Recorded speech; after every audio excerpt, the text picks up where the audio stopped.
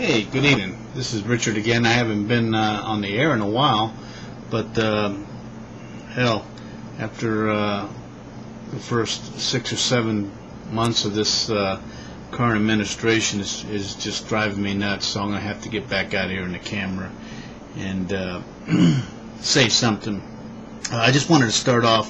One of our individuals or founders that signed the Declaration of Independence.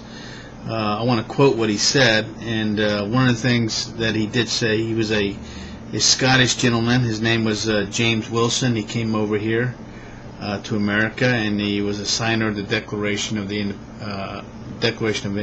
Independence. And what he said, or what he observed, he said, by exclusive property, the productions of the earth and the means of subsistence are secured and preserved, as well as multiplied. What belongs to no one is wasted by everyone. What belongs to one man in particular is the object of his economy and care. I couldn't have said it better.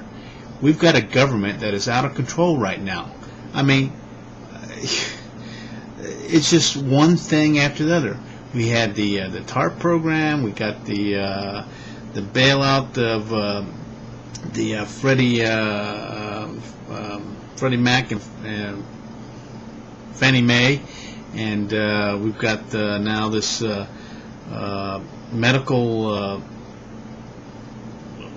reform thing going on now, which is going to even add more to the budget. They are spending. I'm going to tell you where the thieves are at. They're in Congress. They're there in Washington D.C. and they are spending our money like a bunch of drunk sailors. I don't know what the hell is going on with my country now, but I tell you what. I'm 53 years old, and this is the first time that I've really been scared for what's going on in America. A lot of people just don't understand that the government has gotten so big, so intrusive, and so manipulative in our lives. It's just unbelievable. I mean, it's what happened to personal responsibility. Why do we need the government managing everything in our lives? I think our founding fathers would probably turn over in their grave today if they saw what was happening. This is unbelievable. This is unprecedented. It's horrible. And like I said, I'm 53 years old now, and I am truly scared for what's going on here. This is unbelievable. We've got senators and we've got congressmen that don't. They take an oath. I took an oath when I was in the military to uphold and defend the Constitution against all enemies, foreign and domestic. A lot of people don't take the time to find out what rights our founding fathers ensured that we have. And for all, I normally don't plug books, but for all of you that want to find out more and read more about the Constitution, I'm going to tell you what, a great book I'm reading right now. It's called The Heritage Guide to the Constitution. It was chaired by Ed Meese III, and it was written by many people, not just one person.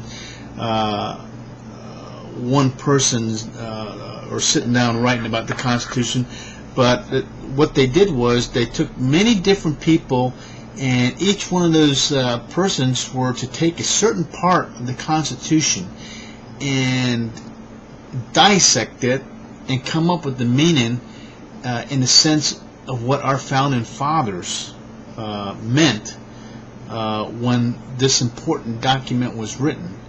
And I can tell you what, if you just start reading this thing and then look around what's going on, I think you would be scared too. So please, if you get a chance, I want to recommend this book right here, The Heritage Guide to the Constitution. And if you want to know anything about this important document, as well as the Bill of Rights, you're going to find it in here. And you're not going to find a bunch of silly-nilly stuff in there. This is serious work.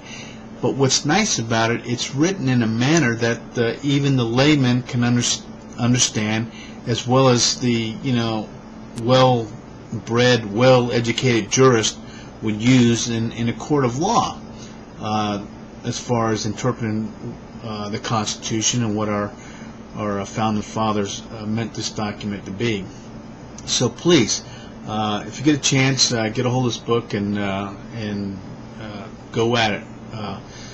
It's important that you know what's going on. Right now, we've got a party that's in place now that wants more government. They scream about, we want to reform the medical insurance, medical whatever here in America, and all it is another, just another big plan. One, to spend our money foolishly, and secondly, it's just another way they garner votes. I mean, let's face it, this all started with the Social Security. It's a way for them to garner votes, and I'm going to tell you right now, we just don't have the money to go through this. If they want to start reforming our medical here in the United States, the first thing they need to do is let's talk about tort reform. And then I watched President Obama's speech the other night. We're gonna be able to pay for all this to cutting out the waste and mismanagement in Medicare and Medicaid. What the hell is that about? Why are we doing that now? Why are we creating another program which eventually will have waste in it and will probably, it will drive up prices, and even more importantly, we're going to have a medical system that's reflective of the one in Canada and the one in the UK and these other socialized countries. And where do you think they go to get their medical treatment? I can tell you right now, if it's serious, well, it could be mundane or serious, they're going to come somewhere else and get seen, because they got to wait, and the medical care is rationed, and I see it every day. You know, I live here in the Far East, but I see many people from these countries in Europe coming over here, for example, to Thailand, and getting the medical treatment they want, and they pay for it.